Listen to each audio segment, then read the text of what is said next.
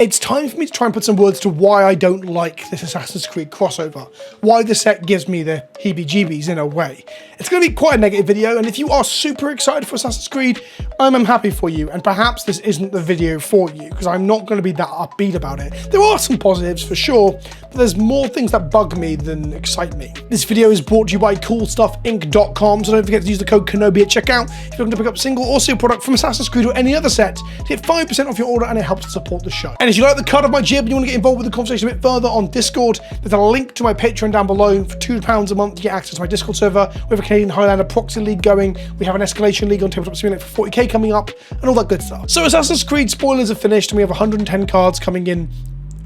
Essentially Aftermath boosters, smaller boosters. These boosters have 7 cards in them. This booster product that we're calling Aftermath is actually a Beyond booster, which is like a name that's probably been given to more sets going forward, things that are universes beyond sets that go straight into modern.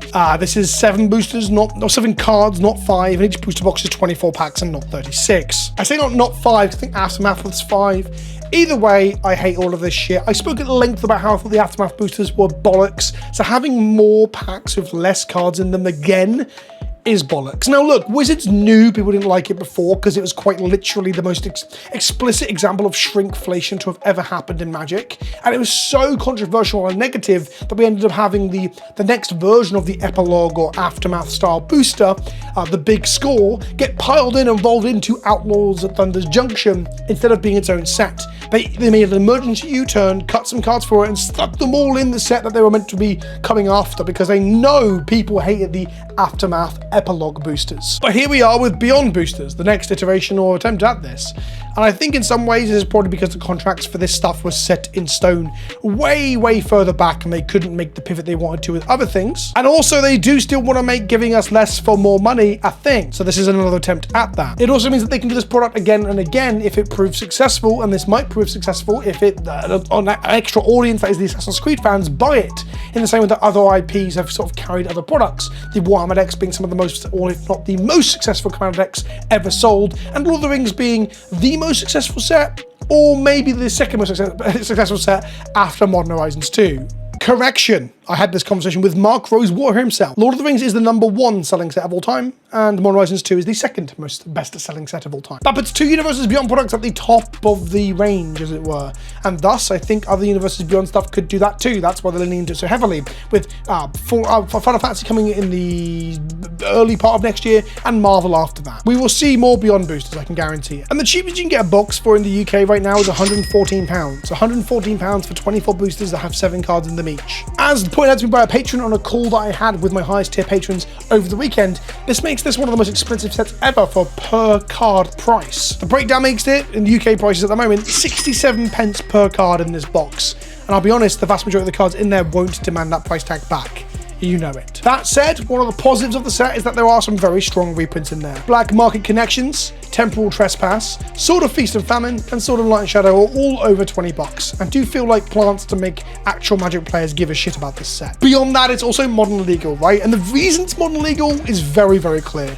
Modern Horizons and Modern Masters have shown Wizards that there is still some sort of pull from the modern format. The modern format is probably the most, if not, well, Commander's kind of there too, but it's the most popular, competitive, eternal, as in non-rotating format around, right? It's what they wanted Legacy to be in the past in terms of actually being accessible and reprintable into. I say accessible, modern decks are still very expensive, but what I mean is they can reprint the staples to make those decks accessible if they want to. And thus, to cast the widest net, you make the set legal in modern to sell more packs if the cards become good in modern. Something like Battlefield Improvisation, for example, a 2-mana card that gives +2/+2, and then sticks all your equipment onto a creature that's attacking. This can instantly equip Colossus Hammers and could be playable in the Hammer Time deck. Although there might be a 1-mana version of this. I'm scratching my head. I don't think there is. I think this might be the most efficient version of this at 2 mana. But again, it's to sell more packs. And that's kind of the thing I'm coming to, is that I feel like the whole thing feels like, I don't want to use the word cash grab, but it's the most cynical corporate set I've ever seen. We are printing straight into Modern to get those players going, but there's also a heavy focus towards Commander, obviously, because everything is Commander now. The card, Caduceus Staff of Hermes, a 3-mana, equipped for 2 white, equipped creature has lifelink. As long as you have 30 or more life, equipped creature has +5/+5, indestructible, and prevent all damage that will be dealt to this creature.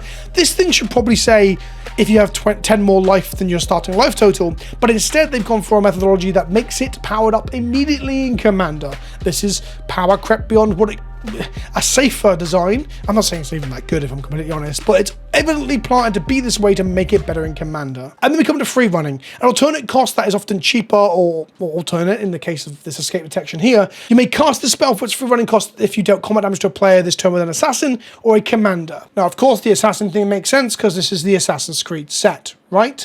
But the Commander thing is just there to make these cards more playable in Commander. Now, some people are pissed off about this, and I do find the need to include Commander and everything and signpost towards where you should play these cards a little bit frustrating. But at the same time, I do appreciate the need to make these cards playable in more than one place.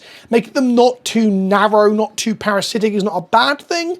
So I'm torn on this. I think them being playable in Commander by making them attach and do things with combat damage commanders is nice in some ways, but again, it does layer up all this stuff of like, we're just trying to make this the widest possible, lowest common denominator set possible to make sure people buy this fucking shit or use these cards. Normally that wouldn't bother me, but it bothers me when compounded with all the other stuff. And then we come to the other stuff. Okay, so there's just a ton of cards with people in hoods, jumping, blending in, and stabbing. That's kind of the whole thing, right? Like from legendaries to non-legendaries to all of it is just people in hoods, sometimes hats, doing little bits here and there.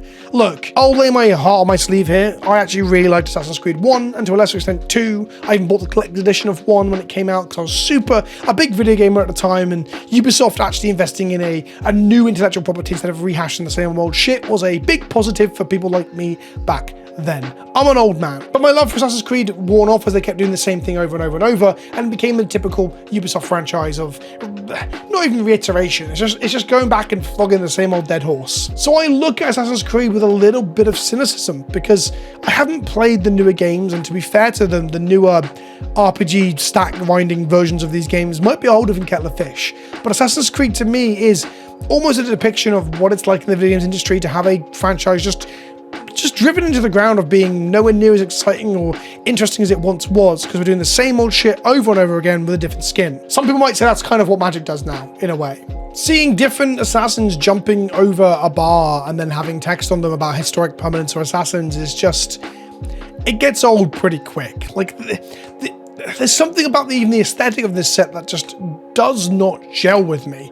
There's so much like, the whole set feels like when you get a card game for a video game series that comes out as a cash grab and then disappears very quickly, where the aesthetic is not even that appealing because all they're trying to do is depict all the characters that you know.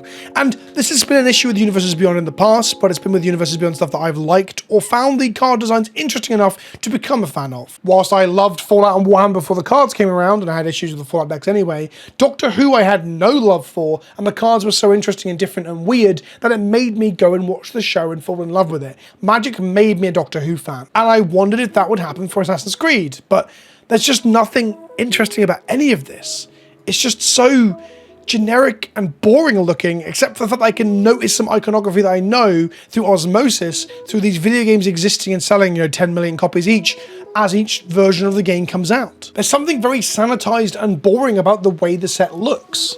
There's a few things, there's some like laser apples and like Thor's hammer is here, right? But ultimately none of this really feels like anything beyond splash art from a video game series I didn't give a shit about. And I didn't feel that way about Doctor Who. I looked at the stupid derpy card art and read some of the card like text and somehow it gripped me. And I'm kind of sad that didn't happen here. I think that if these were Commander decks, I would feel a lot less hostile towards them.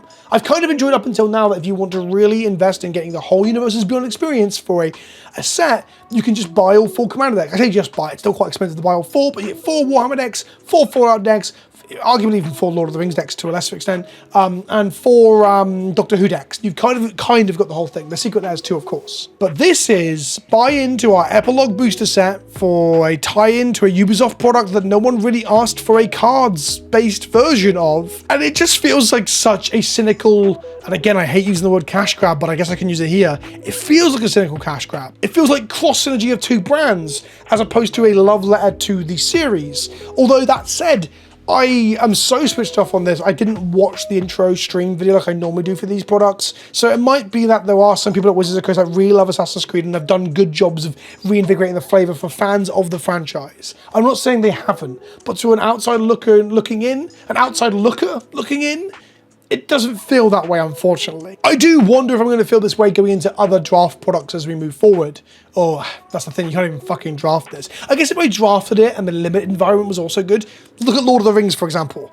People complained about that in my comment sections, that it was not a real set. And then you play with it and you're like, this is a real set. This is a crafted, lovingly crafted limited environment. This is missing that too. Mark Rosewater responded to a criticism on Twitter by saying X or Y was full limited environment, and other users had to say to Mark Rosewater, of all people, hey Mark, you can't draft this. And he's like, oh yeah, whoopsie, my bad. You can't draft it. It's tiny little booster product. It's for an IP that I don't understand who wanted this. All of it feels like a cash grab. I'm going to say it now, I'm just going to say cash grab. Like, the other thing as well is, of all the IPs to pick, I guess it's because they were doing a fucking big money exchange with Ubisoft and a shaking of hands, and Ubisoft don't have good IP in the first place, right? What do we got? Rayman Raven Rabbids or fucking Tom Clancy's Ghost Wilds or some shit? So this is purely the advent of money exchanging hands, more so than the passion projects of people wanting to bring another sphere of nerd culture to Magic, which I think would be okay if self-contained in a couple of secret layers. I had no real problem beyond the initial cringe of things like Fortnite and shit. Like, I just don't really care enough at this point. I grew to kind of find it funny, but this instead got a shallow booster release that can't be drafted. It's like it's so close to being some sort of deeper Magic thing, and it's just not. It's 110 cards in packs of 7. It just feels like, dare I say it, almost like a perversion of what Magic is, just for the sake of sticking a load of hooded fucking, do you remember this guy, member berries from some game franchise that I don't give a shit about, and a lot of people I know don't give a shit about, into Magic. And is there an extended fan base that give a shit about the deeper lore of Assassin's Creed? I guess there must be, but does it compare to the rabid fan bases that like get really fucking nerdy and dorky about the extended lore of Fallout, Doctor Who, and Warhammer? Sorry about my finger, by the way, I stabbed it, I just slid it on the barbecue over the weekend, not on purpose. But either way, I assume not. And they didn't do a Karl Marx card either. They got Leonardo da Vinci, they got Cleopatra, and the fucking cowards didn't do George Washington or Karl Marx. Cowardice. Ultimately, I'm not going to bang this drum much more than this video. But this feels like the wrong way to do Universes Beyond. It feels like a universe beyond that. While some people will have this be their favorite thing in the world, I get it. I really wish they'd packaged or gone about it in a different way. Commander products, a draftable environment, or secret layers. I think perhaps the main culprit for all of this feeling so cynically a cash grab, to use a term that I dislike and I've used like 5 times now, is the epilogue boosters, right?